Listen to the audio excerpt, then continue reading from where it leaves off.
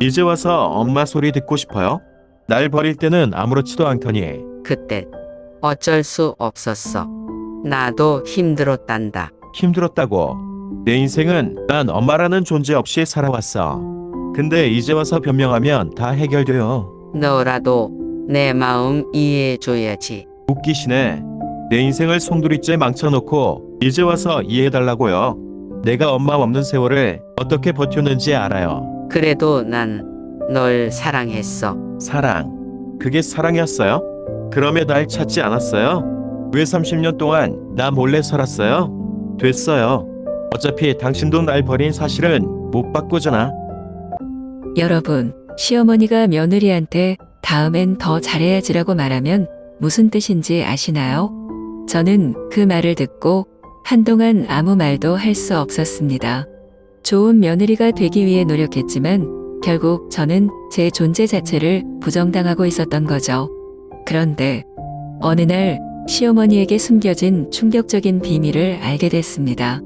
이제 저는 더 이상 참지 않기로 했습니다. 오늘 제 이야기를 들어보세요. 나는 지혜라고 한다. 부산 해운대에서 남편과 두 딸과 함께 살고 있다. 결혼한 지 10년이 넘었고 그동안 나는 아내로서, 엄마로서, 며느리로서 최선을 다하며 살아왔다. 하지만 노력할수록 이상하게도 내 존재는 점점 희미해지는 기분이었다. 마치 집안에서 보이지 않는 사람처럼 느껴질 때도 많았다. 내가 사는 동네는 바닷바람이 솔솔 불어오는 곳이다. 집에서 조금만 걸어 나가면 광안대교가 보이는 작은 공원이 있다. 아이들이 어릴 땐 매일 같이 그곳에서 뛰어놀았지만 요즘은 내가 혼자 산책하는 일이 많아졌다. 그곳에 앉아 있으면 바닷바람이 시원하게 불어오지만 내 마음은 답답하기만 했다. 시어머니는 아주 전통적인 분이다. 남편도 장남이라 그런지 나에게 거는 기대가 컸다. 첫째 아이를 임신했을 때부터 아들이어야 한다고 은근히 압박을 주셨다. 하지만 첫째는 딸이었다. 그때 시어머니는 별말 없이 그냥 웃으며 넘기셨다. 그리고 몇 년 후 둘째를 낳았을 때였다. 아이를 안고 병실에서 쉬고 있는데 시어머니가 오시더니 아이를 한번 보고는 한숨을 쉬며 말했다. 다음엔 더 노력해야겠네. 나는 그 말을 듣고 머리를 세게 얻어맞은 느낌이었다. 그저 건강한 아이를 낳았다는 기쁨도 잠시, 나라는 사람의 가치는 단지 아들을 낳느냐 마느냐로 결정된다는 현실이 씁쓸했다. 하지만 나는 아무 말도 하지 않았다. 아니, 할 수 없었다. 남편은 좋은 사람이지만 이런 문제에 대해 깊이 생각하는 타입은 아니었다. 시어머니의 말을 듣고 상처받은 내게 그는 그냥 신경 쓰지 말라고만 했다. 하지만 그렇게 쉽게 신경 쓰지 않을 수 있는 문제였다면 나는 애초에 상처받지도 않았을 것이다. 결혼 초반에는 남편과 대화도 많이 했고 서로 이해하려 노력했다. 하지만 점점 시간이 지나면서 대화보다는 각자의 역할을 수행하는데 집중하게 되었다. 그는 회사에서 바빴고 나는 집에서 아이들을 돌보느라 정신이 없었다. 우리 사이의 대화는 줄어들었고 나는 점점 더 외로워졌다. 어느 순간부터 거울을 볼 때마다 나 자신이 낯설어졌다. 한때는 하고 싶은 것도 많았고 꿈도 있었던 내가 지금은 오로지 엄마, 며느리, 아내라는 역할 속에서만 살아가고 있었다. 나라는 사람은 어디로 가버린 걸까? 그러던 어느 날 둘째 아이가 유치원에서 그림을 그려왔다. 가족을 그린 그림 속에서 나는 아주 작게 그려져 있었다. 나는 그 그림을 보고 충격을 받았다. 아이의 눈에도 나는 점점 작아지고 있는 걸까? 그날 밤 아이들을 재우고 혼자 앉아 오랜만에 일기를 써봤다. 그리고 처음으로 스스로에게 이런 질문을 던졌다. 나는 왜 이렇게까지 참고 살아야 할까?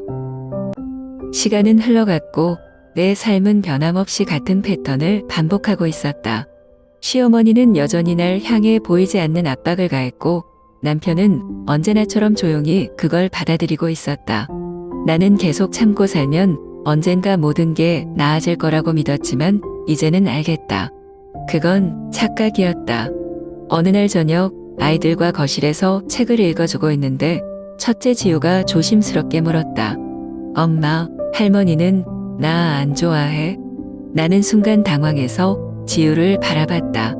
아이의 눈은 걱정과 궁금증으로 가득 차 있었다. 왜 그렇게 생각해?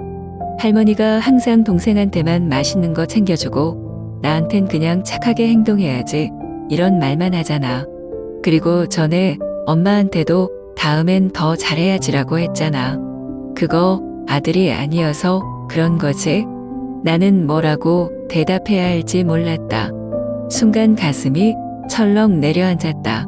이제 겨우 8살밖에 안 된 아이가 이런 생각을 하고 있었다니. 나는 아이를 꼭 끌어안으며 말했다. 아니야, 할머니가 너 좋아해. 그냥 옛날 생각이 강해서 그런 거야. 하지만 내 목소리는 흔들리고 있었다. 지우가 나를 뚫어지게 바라보더니 다시 입을 열었다. 엄마는 왜 할머니 말만 들어? 엄마도 싫으면 싫다고 해야 하는 거 아니야? 그날 밤 나는 아이들이 잠든 후 거실에 혼자 앉아 깊은 생각에 빠졌다. 그동안 나는 참고 또 참으며 살았다. 하지만 이대로라면 내 딸들도 나처럼 참고 살아야 하는 게 아닐까? 내가 이렇게 사는 모습을 보면 이 아이들은 자라서도 여자는 참고 살아야 한다고 생각하게 되는 건 아닐까? 나는 처음으로 정말로 변해야겠다고 결심했다. 다음 날 아침 남편이 출근 준비를 하면서 내게 말했다. 오늘 저녁에 어머니랑 저녁 같이 먹자고 하셨어. 괜찮지? 나는 평소처럼 응이라고 대답하려다 이번엔 다르게 말해봤다. 나 오늘은 안 갈래. 남편이 나를 쳐다봤다. 왜? 무슨 일 있어? 그냥 나도 이제 하고 싶은 대로 살려고. 남편은 한숨을 쉬며 말했다. 또 무슨 일이야? 어머니가 뭐라고 하셨어? 그런 문제가 아니라 나도 이제 내 생각대로 살고 싶어. 시어머니가 바라는 며느리가 아니라 그냥 나로서 살고 싶다고. 그게 무슨 뜻이야? 나는 그동안 당신 어머니한테 맞추려고 노력했어. 근데 나한테도 생각이 있고 감정이 있어. 계속 참는다고 해결되는 게 아니더라고. 그리고 우리 애들도 보고 배우잖아. 남편은 말없이 나를 바라보았다. 그러다 짧게 한마디 했다. 알았어.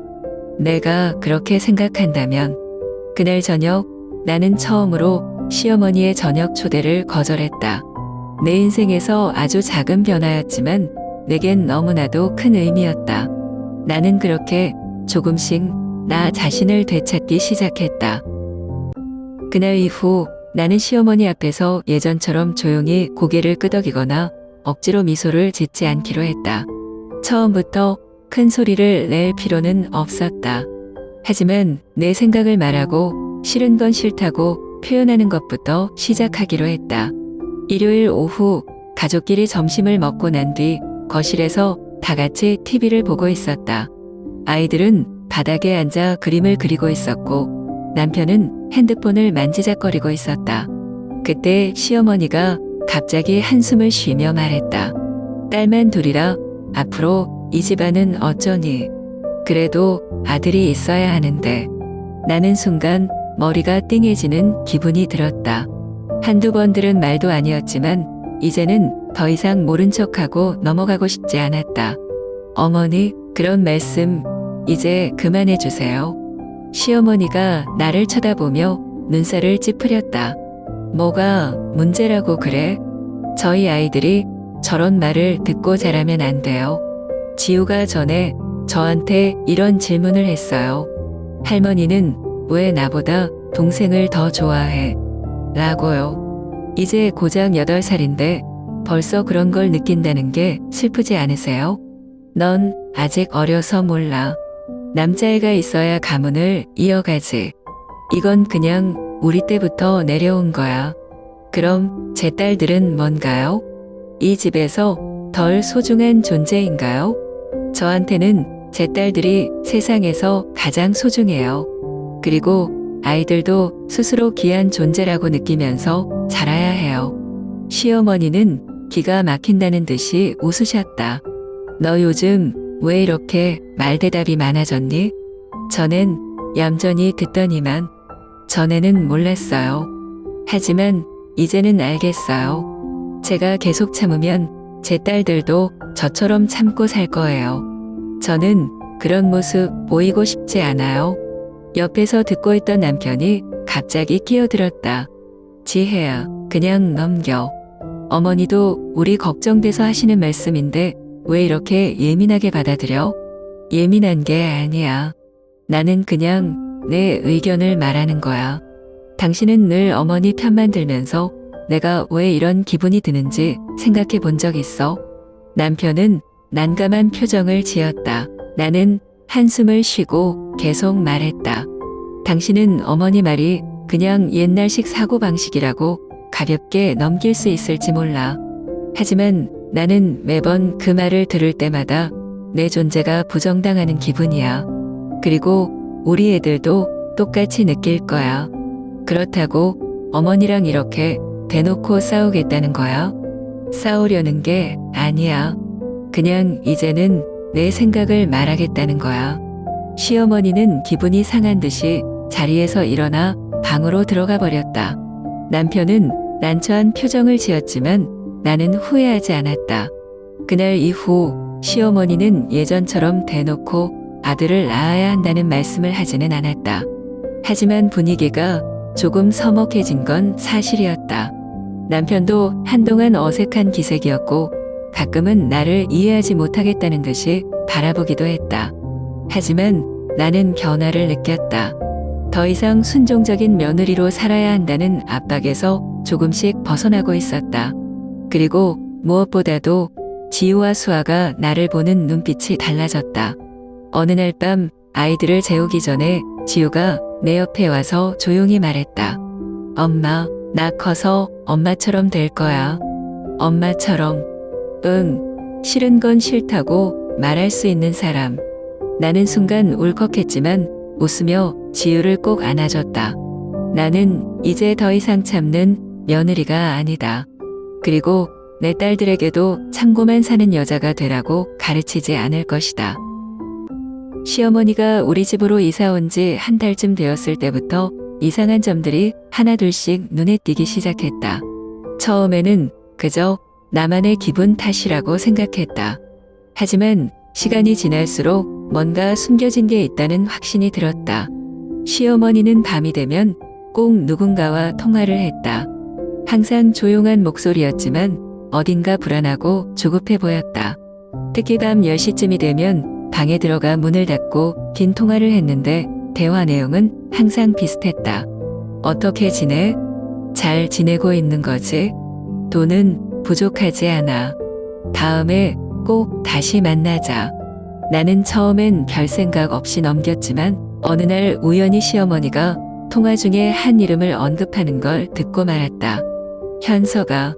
나는 순간 귀를 의심했다. 현석. 우리 가족 중에 그런 이름을 가진 사람은 없었다. 남편 쪽 친척들 중에도 그런 이름은 들은 적이 없었다. 호기심이 생겼지만 대놓고 물어볼 수도 없는 일이었다. 며칠 후 나는 주말 오전에 시어머니 방을 청소하고 있었다. 평소처럼 침구를 정리하고 방 안을 닦고 있는데 옷장 안에 뭔가가 눈에 띄었다. 깊숙한 곳에 오래된 나무 상자가 하나 있었다. 그냥 닫으려다가 왠지 모르게 손이 멈췄다. 조심스럽게 상자를 꺼내 먼지를 털어내고 열어보았다. 안에는 낡은 사진 한 장이 들어 있었다. 사진 속에는 어린 남자아이가 한 명 서 있었다. 3살쯤 되어 보이는 아이는 해맑게 웃고 있었고 그 옆에는 젊은 시절의 시어머니가 서 있었다. 나는 뒷면을 확인하고 깜짝 놀랐다. 현석, 엄마의 아들. 1991. 순간 등골이 서늘해졌다. 아들? 시어머니에게 아들이 있었다고? 그날 밤 나는 혼자서는 도저히 참을 수 없어 남편에게 사진을 내밀었다. 준호야, 현석이 누구야? 남편은 순간 굳어버렸다. 손에 들고 있던 핸드폰도 내려놓고 사진을 한참 동안 들여다봤다. 얼굴이 점점 창백해지더니 입술을 꽉 깨물었다. 이걸 어디서 찾았어? 어머니 방에서. 옷장 안에 깊숙이 숨겨져 있었어. 대체 이 아이가 누구야? 남편은 한숨을 쉬며 조용히 말했다. 현석은 내 형이야. 나는 순간 귀를 의심했다. 뭐, 형, 어머니가 예전에 낳았던 아들이야. 근데 어릴 때 어디론가 보내셨대. 나는 충격에 말을 잇지 못했다. 그럼 왜 지금까지 한 번도 말한 적이 없었던 거야? 나도 정확한 이유는 몰라. 어릴 때부터 어머니한테 형에 대한 이야기를 들어본 적이 없어. 단 한 번도. 아버지도 그 이야기를 하지 않았고. 그럼 형은 지금 어디 있어? 그건 나도 몰라. 순간 머릿속이 복잡해졌다. 시어머니는 늘 아들이 있어야 한다고 말해왔는데 정작 본인의 친아들은 세상 어디엔가 홀로 남겨졌다는 말인가? 대체 무슨 사정이 있었길래 친아들을 그렇게 숨겨야만 했을까? 다음 날 아침 나는 시어머니를 찾아갔다. 마침 남편도 옆에 있었고 나는 더 이상 미룰 수 없었다. 어머니, 이 사진이 뭐예요? 시어머니는 사진을 보는 순간 표정이 굳어졌다. 그리고 아무 말 없이 사진을 가만히 바라보셨다. 나는 다시 물었다. 현석이 누구예요? 시어머니는 아무 대답도 하지 않으셨다. 나는 답답한 마음에 더 강하게 말했다. 어머니는 항상 손주 이야기를 하셨잖아요. 근데 정작 본인의 아들은 어디 있는지도 모르세요? 그 순간 시어머니가 깊은 한숨을 쉬었다. 그리고 아주 작은 목소리로 말씀하셨다. 나는 선택의 여지가 없었어. 무슨 뜻이에요? 왜 선택의 여지가 없었어요? 그때는 그렇게 할 수밖에 없었어. 무슨 이유였는데요? 어떻게 엄마가 자기 아들을 그렇게 보낼 수가 있어요? 시어머니의 손이 떨리고 있었다. 그리고 그녀는 천천히 입을 열었다. 내 아버지가 원하지 않았어. 현석이는 내 아버지가 인정하지 않은 아이였어. 그 순간 남편이 크게 놀라며 말했다. 뭐라고요? 아버지가 인정하지 않은 아이. 시어머니는 눈을 감고 조용히 고개를 끄덕였다. 내 아버지와 결혼하기 전에 나는 다른 사람을 사랑했어. 그리고 그 사람과의 사이에서 현석이가 태어났지. 하지만 결국 내 아버지와 결혼하게 되면서 현석이를 키울 수 없었어. 시댁에서는 절대 받아들일 수 없는 일이었고 나는 선택을 해야 했어. 나는 아무 말도 할 수 없었다. 남편도 충격을 받은 듯 멍한 표정으로 어머니를 바라보고 있었다. 그래서 현석이를 어디로 보낸 거예요? 처음에는 시설에 맡겼어. 하지만 너무 보고 싶어서 몇 년 후에 다시 찾았지. 그리고 멀리 있는 친척한테 보냈어. 그래도 계속 연락하면서 지켜보고 있었어. 나는 믿기지 않는다는 듯 고개를 저었다. 근데 왜 지금까지 아무한테도 말 안 하신 거예요? 준호 오빠한테도 말할 수 없었어. 내 아버지가 엄격한 분이었으니까. 만약 알게 됐다면 너희한테도 피해가 갔을 거야. 그래서 평생 숨길 수밖에 없었어. 순간 머릿속이 복잡해졌다. 한편으로는 시어머니가 얼마나 힘든 시간을 보냈을지 이해가 되면서도 한편으로는 도저히 용납할 수 없었다. 어머니가 늘 손주 하시던 말들이 다 뭐였어요? 정작 본인 아들은 저렇게 두고선 시어머니는 아무 말도 하지 않았다. 그리고 고개를 숙였다. 그날 이후 나는 시어머니를 보는 눈이 달라졌다. 이제까지 나에게 강요였던 전통적인 가치관이 사실 그녀 스스로에게도 씻을 수 없는 상처였다는 걸 알게 되었다. 하지만 이 비밀을 알게 된 이상 가만히 있을 수 없었다. 나는 결심했다. 현석 씨를 찾아야겠어요. 이제 숨겨진 가족의 비밀을 풀어야 할 때였다. 그날 이후 나는 더 이상 시어머니의 시선이나 말에 흔들리지 않기로 했다. 그녀가 평생 지켜온 가치관이 얼마나 허약한 것이었는지 그 스스로가 그 가치를 지키지 못했음을 알고 난 뒤부터는 더 이상 그녀에게 인정받아야 한다는 생각도 들지 않았다. 나는 여전히 그녀를 존중했지만 이제는 내 삶을 내 방식대로 살기로 결심했다. 더 이상 며느리니까 여자니까 같은 말들에 주눅 들지 않을 것이었다. 그리고 무엇보다도 나는 현석 씨를 꼭 만나야 했다. 현석 씨를 찾기 위해 남편과 시어머니가 여전히 혼란스러워하는 사이 나는 조용히 현석 씨를 찾기 시작했다. 시어머니는 여전히 조심스러웠다. 너 대체 왜 그렇게까지 하려고 하니? 그냥 알아야겠어요. 어머니가 평생 숨겨온 진실을 이제 와서 모른 척할 수 없어요. 그 애는 이미 나 없이도 잘 살고 있을 거야. 괜히 긁어 부스럼 만들지 마. 어머니는 그렇게 생각할 수 있어요. 하지만 현석 씨는 아닐 수도 있잖아요. 시어머니는 아무 말도 하지 않았다. 나는 남편에게도 말했다. 오빠, 나 현석 씨 찾아볼 거야. 정말 할 거야? 어머니가 원하지 않는 거 알잖아. 그럼 어머니만 중요해? 정작 현석 씨는 가족이잖아. 우리는 지금까지 한 번도 그의 입장에서 생각해 본 적이 없잖아. 남편은 한숨을 쉬며 고개를 저었다. 내 마음대로 해. 근데 너무 깊이 빠지지는 마. 나는 남편의 반응을 예상하고 있었기에 더 이상 말하지 않았다. 나는 시어머니의 휴대폰 통화 기록을 유심히 살폈다. 그리고 몇 번 반복해서 등장하는 번호 하나를 발견했다. 나는 그 번호로 문자를 보냈다. 안녕하세요. 저는 현석 씨의 어머니와 함께 살고 있는 사람입니다. 혹시 잠시 이야기할 수 있을까요? 하루, 이틀, 그리고 일주일이 지났다. 답장이 올 거라 기대하지 않았는데 정확히 일주일 후 저녁 늦은 시간에 모르는 번호로부터 메시지가 도착했다. 나는 현석이다. 어머니를 만나고 싶다. 순간 심장이 쿵 내려앉았다. 이제 모든 것이 바뀔 순간이었다. 나는 조심스럽게 현석 씨와 시어머니의 만남을 주선했다.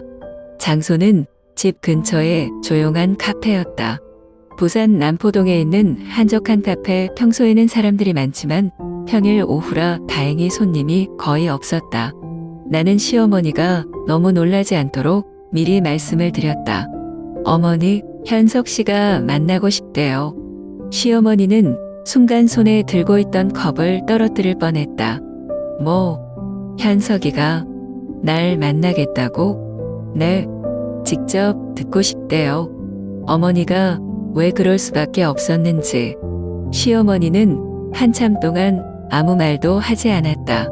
그리고 아주 작은 목소리로 말했다. 이제 와서 무슨 말을 해야 할지 모르겠구나. 나는 더 이상 강요하지 않았다. 그냥 조용히 시간과 장소를 알려드렸다. 그리고 약속한 날 나는 미리 카페에 도착해서 두 사람을 기다렸다. 오후 3시 카페 문이 열렸다. 먼저 도착한 사람은 현석 씨였다. 나는 순간 숨이 멎을 뻔했다. 그는 남편과 너무도 닮아 있었다. 얼굴 윤곽, 키, 걸음걸이까지. 하지만 어딘가 달랐다. 그의 눈빛은 차가웠고 어딘가 날이 서 있었다. 그는 나를 향해 짧게 인사를 건넸다. 지혜 씨죠? 네. 와주셔서 감사합니다. 난 그냥 확인하고 싶었어요. 그의 말이 끝나기도 전에 카페 문이 다시 열렸다. 시어머니였다. 그녀는 천천히 마치 발이 돌처럼 무거운 것처럼 걸어왔다. 그리고 현석 씨를 보자마자 손끝이 떨리는 게 눈에 보였다. 현석 씨는 그런 시어머니를 가만히 바라보다가 아주 짧게 웃었다. 어머니, 오랜만이네요. 그 말 한마디에 카페 안 공기가 무겁게 가라앉았다. 시어머니는 눈을 피했다. 그리고 떨리는 목소리로 말했다. 현석아, 그렇게 부르지 마세요. 나는 순간 심장이 철렁 내려앉았다. 난 이미 버려진 사람이에요. 이제 와서 그렇게 부르는 거 별로 듣고 싶지 않네요. 시어머니의 얼굴이 새파랗게 질렸다. 그녀는 테이블 위에서 손을 꼭 쥐고 있었고 손등이 하얗게 변할 정도로 힘이 들어가 있었다. 나 널 버리고 싶지 않았어. 그런데 버렸잖아요. 현석 씨의 목소리는 낮았지만 분명한 분노가 담겨 있었다. 어머니가 어떻게 살았든 어떤 사정이 있었든 결국 날 버린 건 사실이에요. 그걸 정당화하려 하지 마세요. 아니야, 널 지키고 싶어서. 거짓말하지 마세요. 보호하려던 사람이면 적어도 찾았겠죠. 30년 동안 단 한 번이라도 날 만나러 왔나요? 시어머니는 아무 대답도 하지 못했다. 나는 중간에서 어떻게 해야 할지 몰랐다. 하지만 이 대화는 결국 두 사람이 해야 할 이야기였다. 그들이 무슨 말을 주고받았는지는 정확히 기억나지 않는다. 하지만 한 가지는 확실했다. 그날 시어머니는 카페에서 나올 때 몇 년은 늙은 사람처럼 보였다. 그리고 현석 씨의 얼굴에도 어떤 감정이 스쳐 지나갔다. 나는 조용히 현석 씨를 바라보며 마지막으로 물었다. 앞으로 어떻게 하실 거예요? 그는 잠시 생각하더니 짧게 대답했다. 모르겠어요. 하지만 쉽게 용서할 수는 없을 것 같아요. 나는 그가 걸어나가는 뒷모습을 바라보면서 생각했다. 그날 이후 시어머니는 예전처럼 손주 이야기를 꺼내지 않았다. 더 이상 아들이 있어야 한다거나 가문을 잇는 건 남자 같은 말을 하지 않게 되었다. 하지만 그게 끝이 아니었다. 그녀는 전보다 훨씬 조용해졌고 혼자는 시간이 늘어났다. 식사 시간에도 말수가 줄었고 남편도 그런 어머니를 걱정스러워했다. 어머니, 요즘 너무 말씀이 없으세요. 어디 불편하신 거 아니죠? 아니야, 그냥 생각이 많아서 그래.